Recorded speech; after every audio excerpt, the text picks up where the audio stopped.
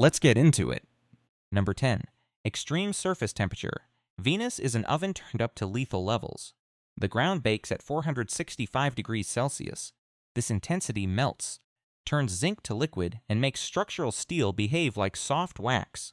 Soviet landers that touched down on the surface survived only a few hours before their electronics and structural materials gave way. The planet is wrapped in a carbon dioxide shroud so dense that thermal energy enters, but cannot escape. Sunlight warms the soil, and the hot ground radiates infrared energy. The heavy air traps this heat, forcing it back down to the surface in a permanent feedback loop. The whole planet cooks from the inside out, night and day, offering no change and no relief. This heat is not a temporary hazard. It is a planetary condition that destroys electronics, liquefies solder, and turns instruments into useless slag.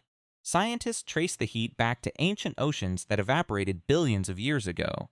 Without liquid water to absorb carbon dioxide, the heat-trapping gas accumulated in the atmosphere. The solar ultraviolet light then broke the vaporized water into hydrogen and oxygen. The lightweight hydrogen escaped into space. The oxygen bound to iron in the crust, leaving the world dry and locked in a permanent bake. The result is a scorched, silent surface where metal flows like water. For engineers, the thermal barrier is absolute. Spacecraft cool their interiors using phase change heat sinks and pre-chilled gas, but these systems only by minutes. Once the internal temperature reaches the melting point of solder, the mission ends. This raises a fundamental debate in space exploration. Tell us in the comments, is it even possible to build a cooling system that can run indefinitely on Venus? Or are we limited by the laws of thermodynamics to short-lived landers? Number 9. Crushing atmospheric pressure. Step onto the surface and the air squeezes down with massive force. The atmospheric pressure is 90 times greater than that of Earth. This is the same pressure found 1 kilometer beneath the ocean, but on Venus, it is permanent and everywhere. A standard spacesuit would implode instantly. Spacecraft must be designed like deep-sea submersibles, simply to avoid being crushed flat. Under this weight, standard materials deform. Rubber seals flatten and leak. Circuit boards warp, batteries bulge, and wires are squeezed until they short-circuit. Even the solid rock slowly deform, causing the landscape to flow under the constant load.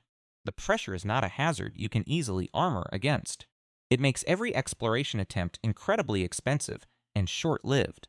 This pressure changes how the entire environment operates. It creates a thick, heavy silence. Because the air is so dense, sound waves travel differently, and the atmosphere acts like a physical barrier resisting motion. Planners face a double challenge. A spacecraft must survive the pressure and shed the heat, but designs that resist pressure usually trap heat inside. It is a dual threat that kills hardware in minutes. The density is so high that landing probes do not even need parachutes for the final stage of descent. The air acts like a fluid, allowing a metal lander to settle to the ground like a stone drifting through water. This density also affects acoustics. With the air behaving almost like a liquid, sound waves travel with massive acoustic impedance. If you could stand on the surface and scream, the heavy carbon dioxide would choke the sound. It would shift the frequency and muffle the noise. Tell us in the comments, what do you think a human scream would actually sound like in air so thick it is almost liquid? We want the physics buffs to explain the calculations below. Number 8. Toxic atmosphere. The sky is a corrosive stew of carbon dioxide and sulfuric acid. Carbon dioxide makes up 96% of the gas, while sulfur dioxide turns every droplet in the sky into acid. When the Soviet landers sampled the clouds, they found chemistry that eats through metal and rubber like a chemical fire. Exposed equipment corrodes from the outside while heat and pressure destroy it from within. The clouds themselves are highly active. Droplets of acid fall through the sky, evaporate in the extreme lower heat, and rise back into the upper layers. This cycle keeps the atmosphere chemically reactive and dangerous. Incoming spacecraft face an invisible killer. The acid pits exposed metal, breaks down insulators, and etches optical lenses until they are opaque. This chemistry also complicates scientific study. Instruments that attempt to sample the air react with the gas, changing the chemical signatures before they can be read. While some scientists suggest the upper clouds could host microbial life, the intense acid and ultraviolet light make it highly unlikely. The lower atmosphere remains a chemical furnace that erases evidence and destroys technology. For engineers, protecting sensors from this acid requires coatings of gold, platinum, or specialized ceramics.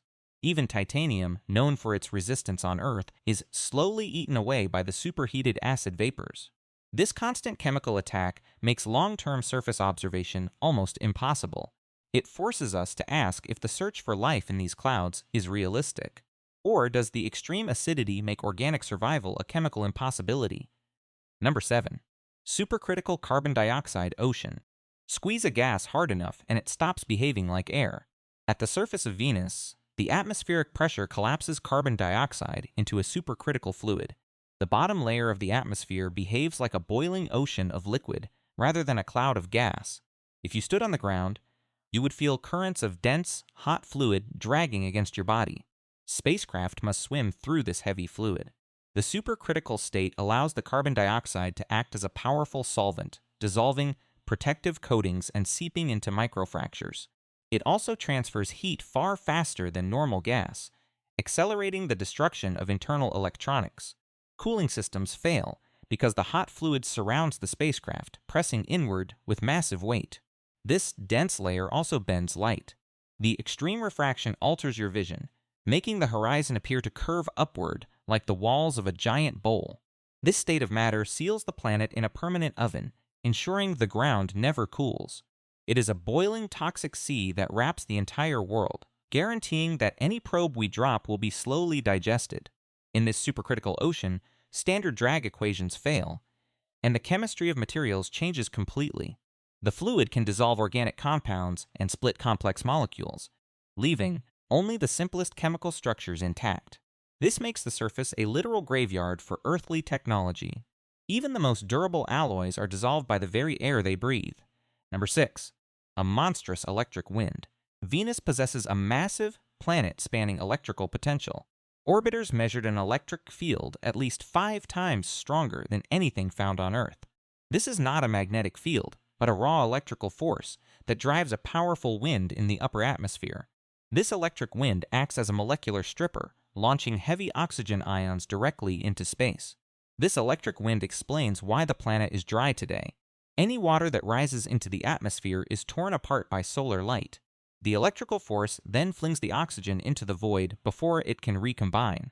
The planet is slowly bleeding its atmosphere into space, leaving behind only the heaviest, most toxic gases. Skimming orbiters face massive electrical forces in these upper layers. The wind creates drag and static interference, scrambling communication arrays and degrading solar panels. It is a constant, invisible force that dictates the fate of the entire world. It proves that Venus is not just hostile on the ground, but actively hostile in the upper sky. The strength of this field remains a puzzle for planetary scientists. Earth has a weak electric field that only lifts light hydrogen. Venus lifts heavy oxygen, stripping the building blocks of water from the planet. This electrical vacuum has scoured the sky for billions of years, creating a dry desert that can never be replenished. For future missions attempting to capture atmospheric samples, this electric wind creates a highly charged environment. It can damage sensitive instruments during entry, adding another layer of danger to an already lethal descent. Number 5. Volcanic activity.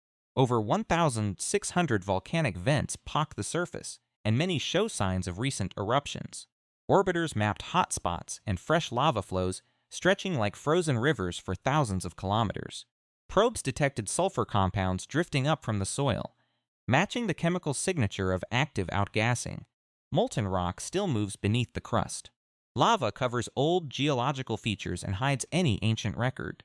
Every volcanic eruption pumps more sulfur dioxide into the atmosphere, keeping the planet locked in its greenhouse state. This makes landing a moving target. A site that appears safe on radar can be buried under fresh lava flows within geological moments. The planet is not dead, it breathes fire. Under the immense atmospheric pressure, lava spreads differently. Instead of forming tall cones, erupting rock is crushed flat, spreading into pancake domes tens of kilometers wide. These domes are geological fingerprints of a world where pressure changes how rock behaves. Every volcanic puff adds greenhouse fuel, ensuring the oven remains closed. Geologists believe that Venus underwent a planet-wide resurfacing event hundreds of millions of years ago. The entire crust may have melted and reformed, erasing all older craters and any evidence of ancient life or oceans. If this resurfacing happens periodically, the planet is a ticking geological time bomb. Internal heat accumulates until the entire surface breaks open in a global volcanic eruption. For mission planners, this means the ground is never truly stable. Any long-term base would risk being swallowed by a sudden upwelling of molten basalt. Number 4. Acidic clouds and lightning. The sky is a thick yellow blanket of sulfuric acid droplets. These droplets form when sulfur dioxide reacts with water vapor high in the atmosphere. While the clouds sit 50 to 60 kilometers up where temperatures are mild, the sky remains highly corrosive and electric. Spacecraft detected radio bursts and flashes that match constant lightning. Unlike water storms on Earth, these bolts form in acid clouds and follow different rules. The electricity splits molecules, creating highly reactive gases that change the local chemistry instantly. Incoming probes face a major hazard. Acid eats through protective coatings, and electrical discharges fry sensitive instrumentation. This electrical activity complicates the search for life. The combination of lightning and acid chemistry produces short-lived molecules that can look like biological signatures. The clouds are not a safe refuge. They are an active, electrical, corrosive system that masks the surface and fries incoming equipment. This high-altitude environment is the focus of intense scientific debate. The temperature is comfortable for humans, but the constant presence of sulfuric acid creates a major obstacle. Any floating station would need to be built of acid-resistant polymers and shielded against continuous electrical discharge. This raises a fascinating question. Could life have adapted to survive in this highly acidic electrical haze? Or is the atmosphere simply too hostile for any organic chemistry to endure? Some scientists argue that microbes could ride the air currents, using the sulfur compounds as energy. However, the lack of water makes this a grueling environment for any imagined biochemistry. Number 3. Heavy metal snow. High altitudes offer no escape from the heat. The mountaintops of Venus are capped not with water ice, but with a highly reflective frost of metallic lead and bismuth tellurium. The lower plains are so hot that heavy metals vaporize, drifting up the mountainsides. When these metallic vapors reach the cooler air at higher altitudes, they condense. They fall out of the sky as metallic frost, coating the peaks in lead sulfide and bismuth tellurium. Any rover attempting to climb these slopes would drive over jagged, metallic ice that could short-circuit electric motors. This metallic dust clings to charged surfaces, creeping into electronics and shorting out power systems. The snow also creates a blinding glare for radar instruments, masking the mountains from orbiters. It is a world where heavy metals flow like water, vaporize, and freeze like ice, leaving no safe haven. This metallic frost creates a surreal landscape. On Maxwell Montes, the highest mountain range on Venus, the peaks glisten with a metallic sheen under the thick yellow sky.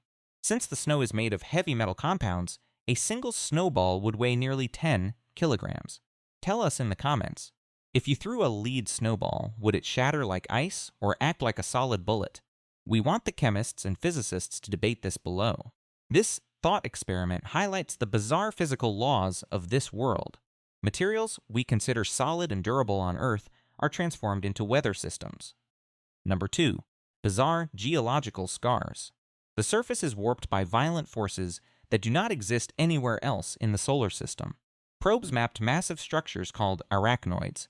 These are giant spiderweb fractures in the crust that stretch for hundreds of kilometers. They form when magma pushes up from below, but cannot break through the thick crust, creating networks of cracked rock. Without moving tectonic plates to release heat slowly, the crust acts like a single thick shell. The heat builds up, blistering and shattering the ground. This terrain is a nightmare for any lander. The surface is violently uneven, covered in razor-sharp ridges and deep radiating trenches. The lava that formed these shapes cooled under immense pressure, likely creating glass-like structures that would shred metal wheels. The danger is not just in the air, the ground itself is the result of catastrophic geological violence. It is a scarred wasteland that defies exploration, shaped by heat and crustal pressure. The lack of plate tectonics on Venus is due to the extreme dry heat. Without water to lubricate the crustal plates, the rock is too stiff to slide and subduct. Instead, the crust must warp and crack to vent internal heat, creating giant circular structures called coronae alongside the spiderweb arachnoids. It is a world of permanent tectonic pressure, waiting to rip the ground apart. For any rover attempting to navigate this ground, the razor-sharp basalt and shifting glass ridges are lethal. They represent a physical obstacle that would destroy standard wheels in a matter of meters. Number 1. Melted Soviet probes. The ultimate proof of the planet's danger is the graveyard of machines left behind. During the Cold War, the Soviet Union sent a series of armored landers called the Venera probes, forged from titanium and thick steel. These machines were built like deep-sea submersibles to survive the descent. They are the only spacecraft to send back pictures from the surface. The planet destroyed them all. The longest any lander survived was just over 2 hours. The pressure crushed their seals. The acid ate their coatings, and the extreme heat cooked their electronics. Quartz camera lenses had time to snap a few photos before the internal wiring melted.